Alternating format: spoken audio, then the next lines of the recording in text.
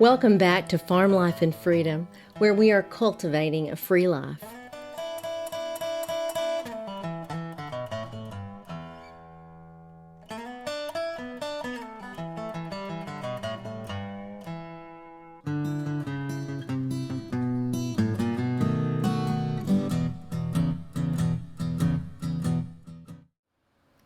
Hey everyone, welcome back to Farm Life and Freedom podcast. I'm your host, Amy Bell. Today we are going to be talking about various homesteading skills that anyone who's considering this lifestyle choice, or even potentially, maybe even traipsing into it a little bit, these are some skills that it would be a great idea to start looking into. Maybe you already have these skills. Maybe you have some of them and might want to consider looking into some of the others. Now, this is not by any means an exhaustive list of all of the homesteading skills that you might need, but this is a list of a few really important ones that, now you don't have to have all of these. Just be aware, and we'll talk about that. But these are some skills. Some of these you're going to want to have if you're looking into going into this lifestyle. There's great information right now out there everywhere. Currently, you can get a lot of this information online, searching the internet, searching Pinterest. There's a lot of really great blogs that you can link to, going on Pinterest, looking for things like this, various skills in the lifestyle of homesteading. There's also some really great resources at the library. If you're not really an internet person, you want to go to the library and see it in print, which I'm one of those. I've got books everywhere. I mean, we had to build a whole new building just to be able to shove my books somewhere. There's a lot of great information kind of everywhere. One of the best places to get some of this information, if you have access to someone, an older person who's, say, been doing this for a long time.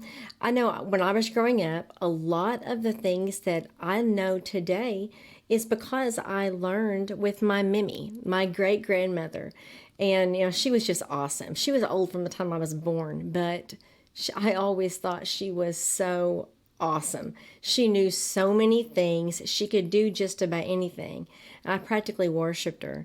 But over the generations, a lot of these skills are kind of falling by the wayside. And I know that I'm kind of a Laura Ingalls type person. I kind of live in the past a little bit. I prefer the old style of living. And it's just something that I've always truly loved. I've truly enjoyed learning more about these various techniques, and I enjoy doing them. Even the really hard ones, even the ones that are lots of hard work, I really enjoy doing them. But we're going to talk about some of these, and we're going to start it off today with the obvious, and that's gardening. Because if you're going to be living a homesteading lifestyle, you're going to want to be able to provide your own food. At least, I would say some of it, but honestly, most of it. You really need to be able to provide most of your food. And you can get a whole bunch of it just by being able to garden. And in gardening, obviously, growing your own food, but also there are other skills there that you want to think about looking into. Learning seed saving. Seed saving is a really, really important thing because it can save you a lot of money in the future. You can make sure that you're getting healthy seeds. If you buy heirloom seeds to begin with, you use heirloom seeds to grow your plants, then you can save those seeds and grow additionals in the future. So that's something that you might want to just jot down. If you haven't looked into it before, just look into it. Another something that is pretty important, a skill to be sure, is soil building, because you can't just dig a hole in the dirt and throw a seed in and expect it to be healthy. You might get lucky, I guess, but not for very long. Not if you don't learn about building your soil up. And that truly is a skill. It's knowledge. It's just based on knowledge, learning what to test for, learning what to add when your test shows that you're deficient in something. And it's a really good thing because if you can keep your soil healthy, then you can grow good plants and feed your family.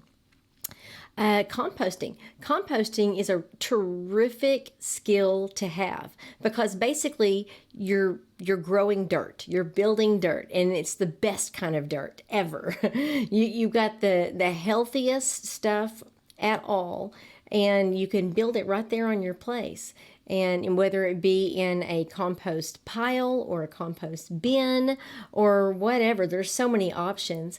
Composting is a really great skill to have. I wrote about that in my book, Becoming Self-Sufficient, and I've also got, now all of this whole list, a bunch of these that are on here, I have got articles that I've written on twooaksfarmtalk.com and some on alifeonthefarm.com.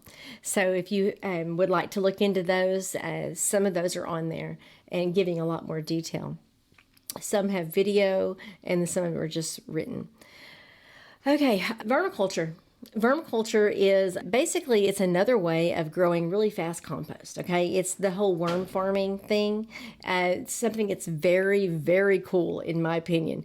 You can use worms to eat up your refuse, and what comes out is just this awesome magical stuff to put on your garden, put on your plants. You can make compost tea out of the stuff from your vermiculture bin, and it is just phenomenal and very healthy for your plants.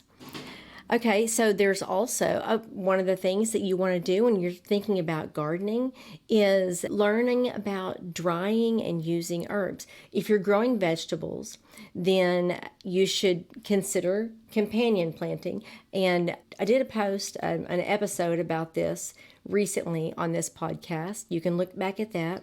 Talks a lot about that. And then also on twooaksfarmtalk.com, I believe I've got multiple different posts concerning companion planting.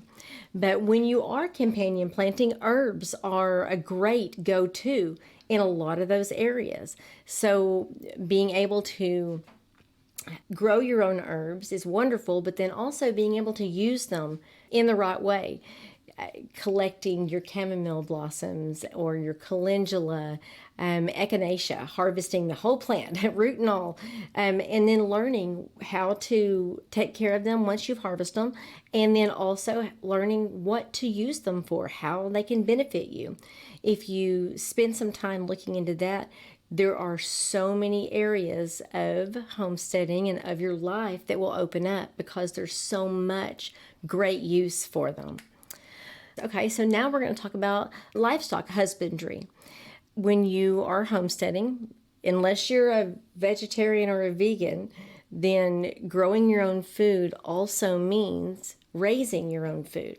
So whether it be growing small livestock, chickens for eggs and meat, rabbits for meat, I mean, of course, all the various fowls, turkey, ducks and geese and what have you, they can really fill up a freezer if you handle it right.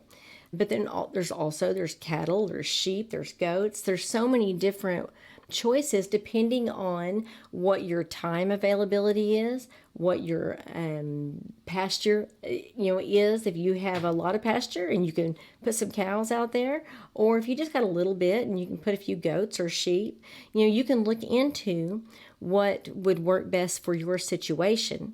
And, learning about how you can benefit yourself. I've always said that the best use of land is allowing the land to work for you.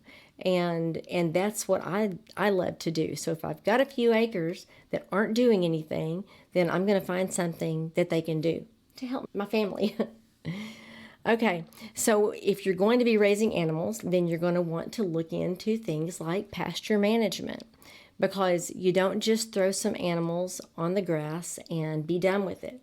You want to make sure that you're doing it in the right way, making sure that you make good use of the space that you have and rotate them around so you aren't depleting what's there, and making sure if your animals are going to be eating your grass and you're spraying it with poison, then you eat the animal, then you're going to be at least getting a byproduct of that. So if you look into pasture management and what you can do in a natural way to take care of that and let the animals help you take care of that, then your family will be a lot better off in the long run.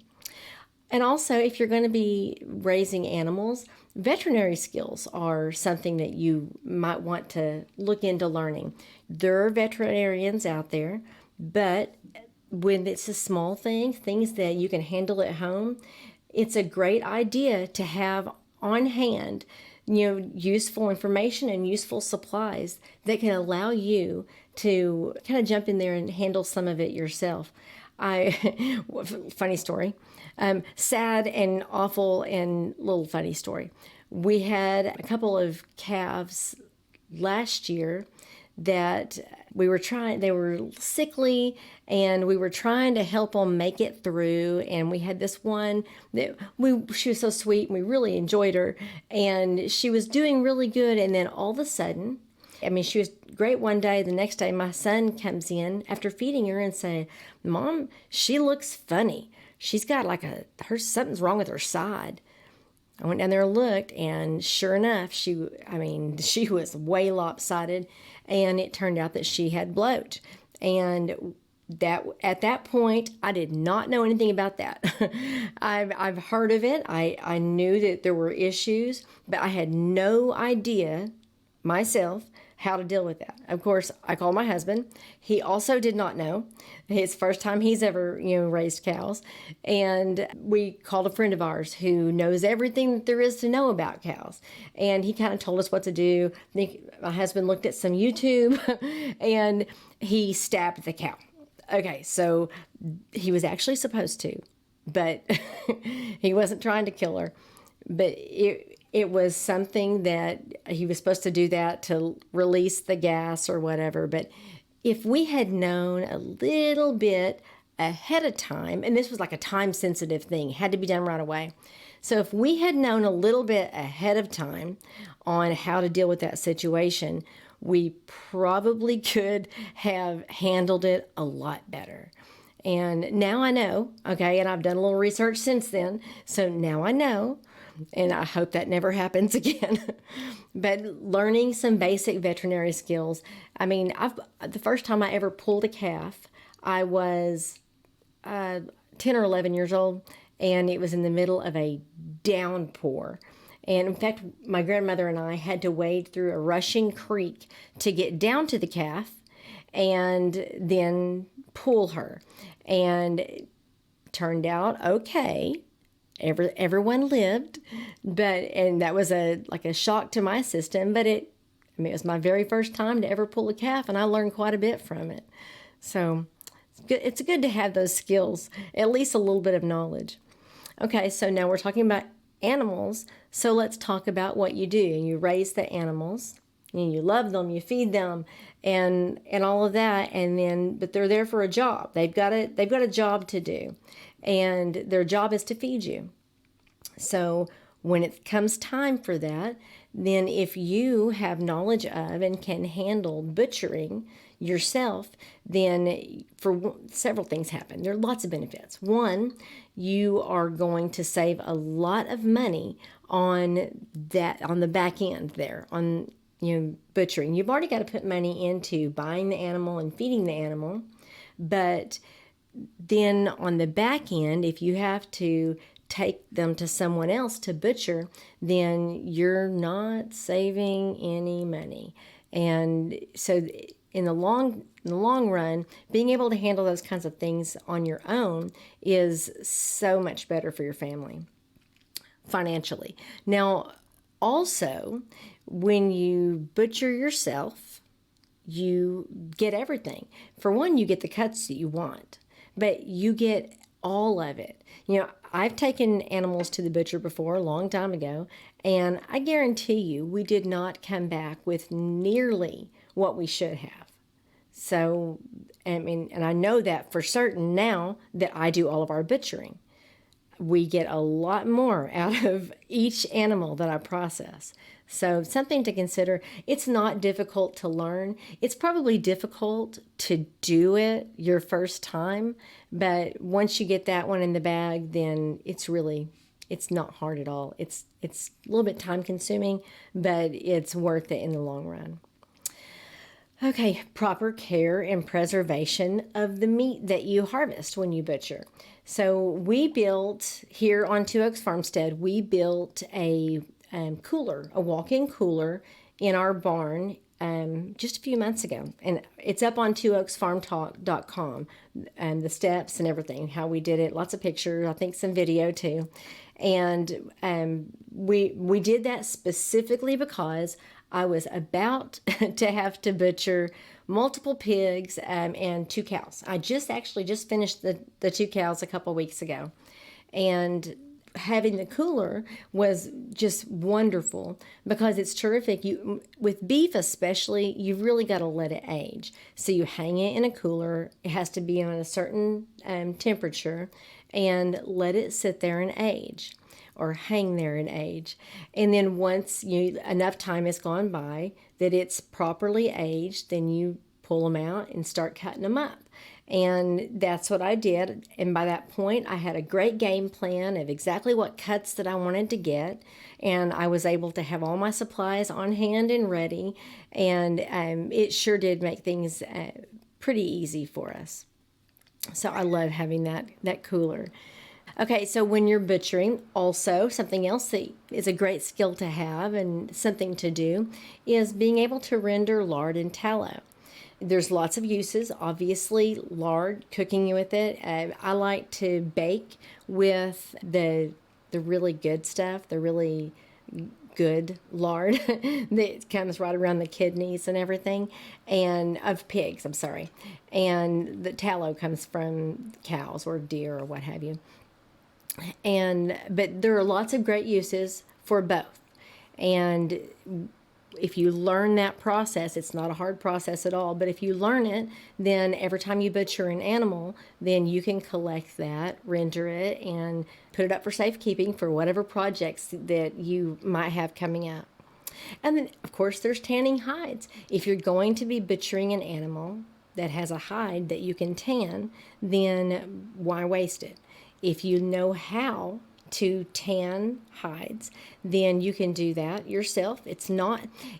People talk about how hard it is, but there are ways these days especially to make it a simpler process. I mean, like with a power washer and stuff, it's not as hard as people make it out to be. I mean, the original, back in the day when there was no extra tools that could help, I can see it being, one of those things that you would just dread. But these days, I would say it's a lot easier to do. I've got several actually that are waiting for me to get down there and get tanned right now. But there are so many things that you can do with it. So that's a great skill to have because that gives you additional resources. Okay, canning and food preservation. So we've talked about gardening and raising animals. Once you grow your food and once you raise your animals and get them butchered, then you need to be able to properly preserve that food. I have a goal every year of making sure that my freezers and pantries are so full that if nothing else came in, my family's got a year's supply of food. Period.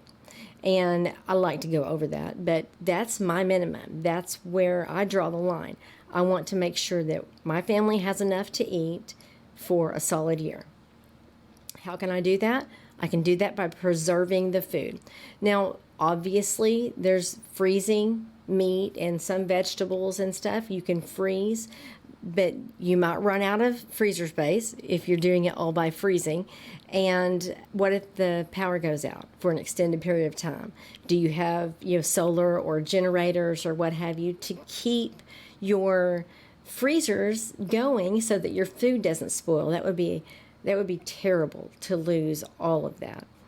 But so one of the things that you can consider doing are other preservation methods like canning. Now that's the one that I prefer. I love to can. My great grandmother and my grandmother both canned, and I learned with them. I enjoyed doing it. I loved the thought of it. I liked watching the process when I was really little, and it's something that I do on a regular basis. It gives my family long-term storage of food that we can eat, and it's already ready to go. Plus, I really like the whole food, like the whole like meal in a jar thing, because then it's already cooked. Just have to warm it up, and I know it's healthy because I grew it, and I know that there's nothing extra in it, no chemicals or anything like that. So that makes me feel better about feeding my family. Plus, it's a lot quicker. Okay, so that's the canning and food preservation. Now, there's other ways to do preservation.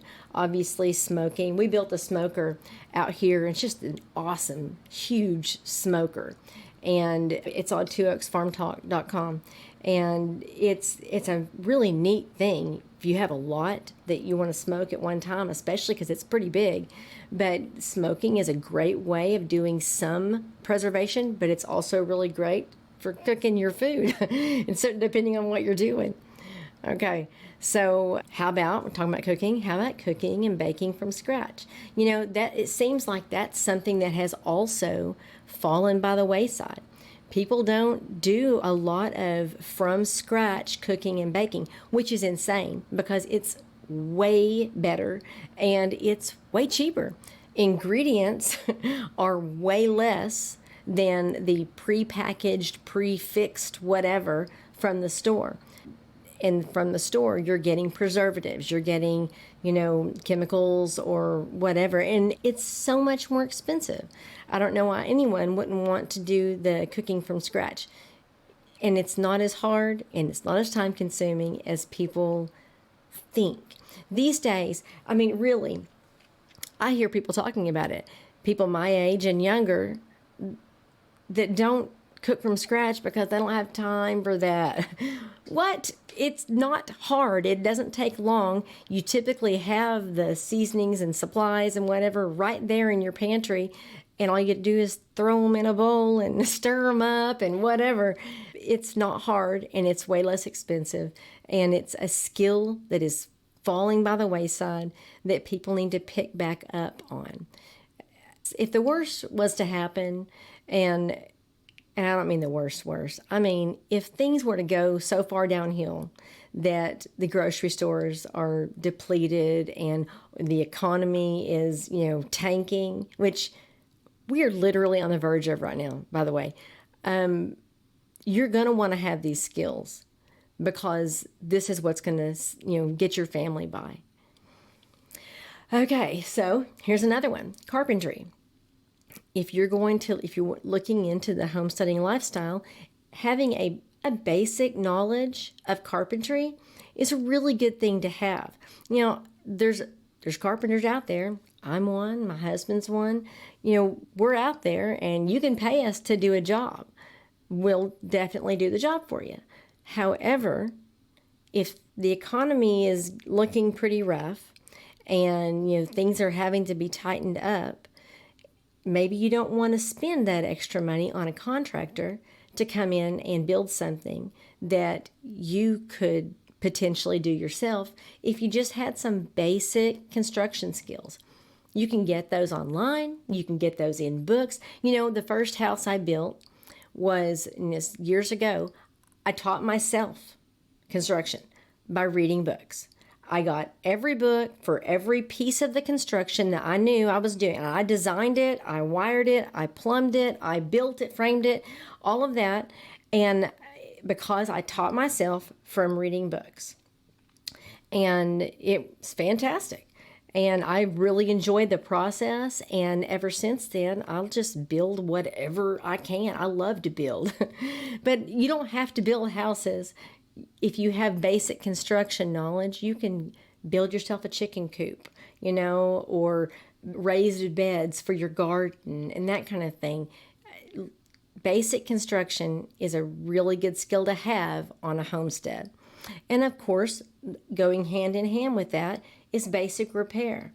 Know how to repair basic plumbing, electrical, that kind of thing. If you need those things handled and there's a situation where you really can't pay a contractor to come in and do those things for you, having that basic level of knowledge where you can at least do those smaller things is really going to help you, really going to help your family.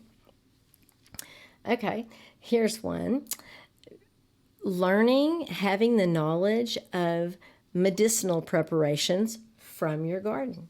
This is something I do. I've done for years and years. I make salves and tinctures, poultices, all of that because it's natural healthcare. It's basically the way everyone stayed alive and healthy way back in the day before Big Pharma and all of that came along and said, oh, you can't use herbs to treat stuff. You have to pay us for these pills. So I prefer the herb method. I prefer the natural medicine every chance I can, get. And that's something that I do. In fact, I sell them. I have a line of salves and tinctures and that kind of thing that I sell that are just fantastic, and people love them. And when they run out, they're clamoring to get more because they work so well and they're natural. There are no side effects, which that's my big deal. I've had, when I was in the Army, with the Army and the VA, if something's wrong, they prescribe you something, and if you don't take it, you're in trouble. Everything you take has side effects, and then you have to take something else for the side effect, which also has a side effect, and it's just a never-ending battle. So I prefer not to do any of that. And God gave us this natural world with everything in it that we need. If you look around, do some reading, do some research, you'll realize that. Don't let them tell you. Don't let Big Pharma and everyone who's making money off of you, don't let them tell you that, nature doesn't work, because nature has worked for centuries and centuries. So that's something to look into. I've done on alifeonthefarm.com, possibly oaksfarmtalk.com. I've done some how-tos on a few things, and I have some upcoming posts that will be on making salves and tinctures. So be looking for those. If you subscribe to both of those blogs, you'll get the notice when I do post those. Basic first aid, very important. Something that is absolutely something that every home needs. But if you're looking at living the homesteading lifestyle, basic first aid is something that everyone in your family needs to know, because worst comes to worst, you're going to need to know how to at least render aid, whether it be CPR, placing a tourniquet, those kinds of things. First aid, that's like a necessary skill that everyone should have.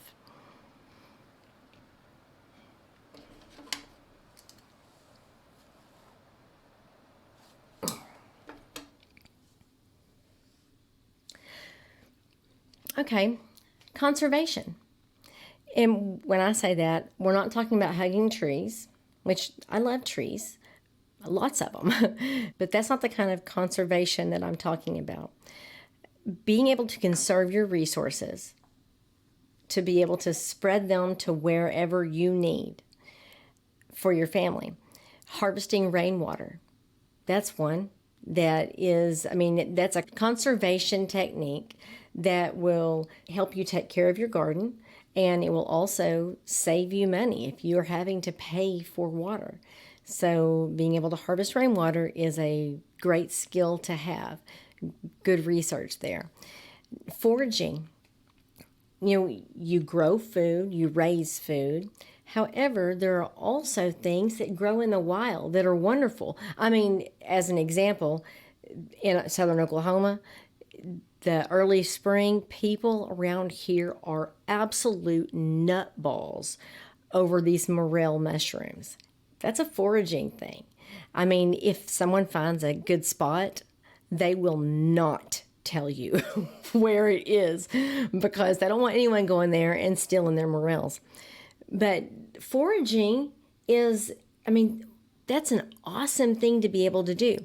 You have to do your research though, because there are wonderful plants out there that are all great edibles, but you need to know how to tell, this plant from that plant, because there's also some poisonous ones out there. But foraging is a terrific thing to know, a great knowledge to have. Okay, here's one. Firearm use and safety. Now, we're big Second Amendment people here at Two Oaks Farmstead. We love our guns. And it's not like we're out, shooting them in the air like I saw people doing in the Middle East. But we target shoot as frequently as we can because it's one of those skills that you have to maintain. Go out and you shoot a few rounds down range every now and again just to keep your skills tight. And, firearms are great, obviously, for your protection, for the protection of your family. My husband and sons went fishing on Sunday afternoon, and they all took guns with them because there's snakes everywhere. Just make sure that they're safe. And that was that. Of course, there's the wild hogs too. You want to make sure that you're safe. So that's what a gun is really terrific for. But also for hunting, because you don't only have to raise livestock, you can also hunt it depending on your level of skill and depending on where you live, what your laws are, what you can harvest, where you can harvest, if you have a place to hunt. If you have the ability and the availability to be able to hunt for part of your food, then that is a fantastic skill to have. I know the whole family looks forward to deer season every year. We all hunt, but my husband is like, he's over the top on it. I mean, he's already planning, okay? He loves it. Of course, they are bow hunters. I can't draw mine back enough with my injury to be able to do it often enough. So I hunt with a rifle. That's my preference. I can make it quick and go home because I'm going to be the one butchering everything anyway. But we all get really excited for hunting season. Deer season and whitetail is our big season around here. But I've also hunted birds and all that. To me, that's not as worth it because I can grow them and harvest as many as I want right here. And then hunting them, you've got a really small limit in most places, or most places that I've been. But it's fun anyway, and it's a great bonding moment for parents and children. It's a great thing to learn. Then the fishing as well. Fishing is something that it's wonderful. I love to fish. It can feed your family, and that's always my goal because I'm more practical. My husband and I got together. We used to joke about the fact that we both love to fish, but we are two different kinds of fishermen. He is a bass fisherman, which I detest because it's way too much work. He never sits down. It's constant standing and walking, casting, and maybe he'll catch one or two. Where myself, I'm a crappie fisherman or a catfish fisherman, and I can sit back, put my feet up, throw a bobber in the water, or put a bail on a line, and I can just rest and relax, get some sun while I'm waiting for the fish to eat my worm or my minnow or whatever. I like that kind of fishing. But regardless of what kind of fishing you like, it's a great skill to have. It's something that you can do for relaxation. It's something you can do with your family, but it's also something that you can do to feed your family. So I always suggest it. That's a great thing to do. So what we've talked about today, all of these items on this list of homesteading skills, these are not, in no way a full list of homesteading skills to have, but these are some really great ones, some base ones that you would want to learn if you are looking into or wanting to expand on this homesteading lifestyle. If you have any questions about any of it, I am more than willing to talk, to answer your questions. You can comment, you can send me an email or whatever. Get on farmlifeandfreedom.com and you can reach me on there and we'll talk, okay? If you have any other skills that you'd like to throw in that you have found to be really important for homesteading, I would love to hear about them. I'd like to share them. Now, coming up in the near future, you will be able to see a lot more of these skills laid out in more detail on twooaksfarmtalk.com. So that's something that you can, if you like to read, if you like to have it on, in print or whatever, then you can get on there, twooaksfarmtalk.com, and have a look. But one other thing that I would like to say about homesteading skills is it's not just for you. If you have a family, learning these homesteading skills is fantastic for you taking care of your family. But it's also one of the best things that you can give your kids. Teaching your children all of these skills. These are skills that will help them survive and thrive in the future. These kinds of skills are that's the very thing that you should be teaching your children. They will cherish it for the rest of their lives. It's not something that everyone gets. They will have knowledge that most people don't. And they will always remember those moments where, mom taught canning and dad taught fishing or whatever. It's a phenomenal experience. It's a life experience for children. So don't leave them out. Until next time, you guys have a great week.